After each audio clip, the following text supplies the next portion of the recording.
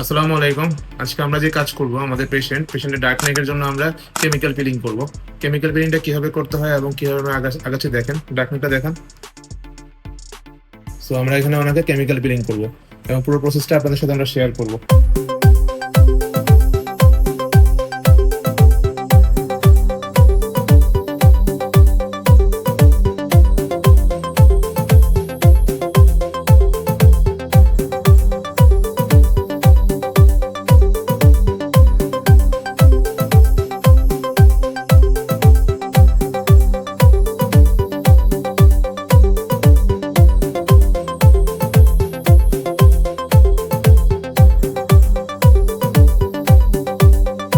যে আপনারা দেখতে পাচ্ছেন এখানে ফ্রস্টিং ইফেক্ট আসছে, সাদা সাদা হয়ে আসছে। দ্যাট মিনস আমাদের এটা উঠায় ফেলার টাইম আসছে।